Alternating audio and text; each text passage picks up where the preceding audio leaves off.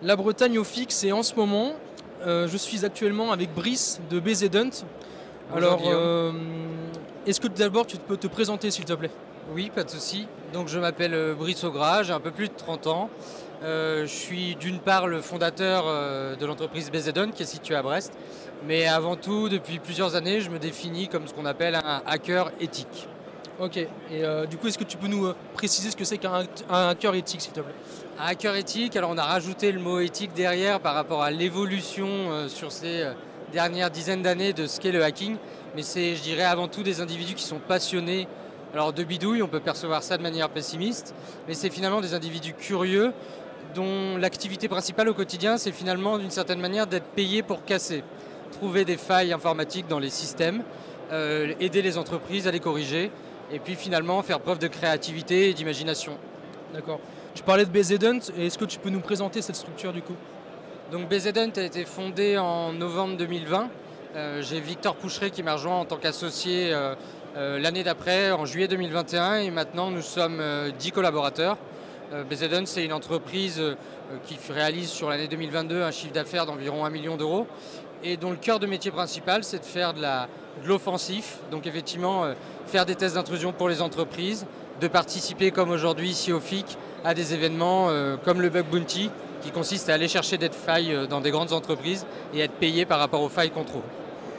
Ok, est-ce que tu peux nous rappeler les raisons pour lesquelles vous êtes présent au FIC Alors, cette année? sur les précédentes éditions, nous étions présents surtout pour l'aspect compétition, notamment organisé par Yes We Hack. Et puis cette année, de par notre expansion et notre croissance, et puis le rapprochement avec les acteurs de Bretagne Digital Innovation, on a eu l'opportunité d'avoir pour la première fois notre stand.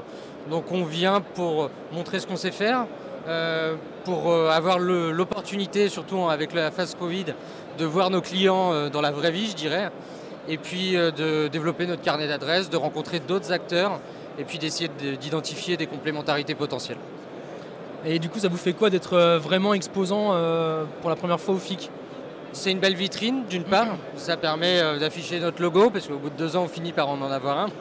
Mais au-delà de ça, c'est le fait de partager, de se rencontrer, d'échanger. C'est très important, surtout dans la cybersécurité, c'est un univers où tout le monde se connaît d'une certaine manière.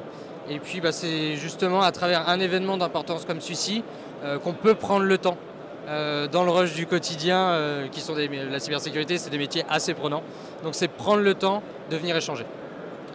Et qu'est-ce qu'on en attend de cette présence au FIC chez BZ Hunt? Alors, d'espérer remporter la compétition de Bug Bounty, ça c'est un premier volet où je pense toute l'équipe technique la mettra en avant. De manière complémentaire, c'est de se faire connaître, de pouvoir échanger, de prendre la température aussi si les solutions qu'on développe et qu'on commercialise sont pertinentes, et puis les axes de développement à leur donner sur les mois et années à venir. Et enfin, dernière question, qu'est-ce que représente pour vous l'écosystème breton de la cyber? Il y a une fierté locale, certes, je suis breton d'adoption, je suis arrivé il y a un peu plus de 10 ans.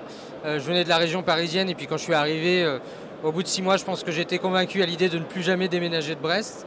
Donc c'est représenter un savoir-faire local brestois, complémentaire à d'autres acteurs locaux de Brest, de Rennes.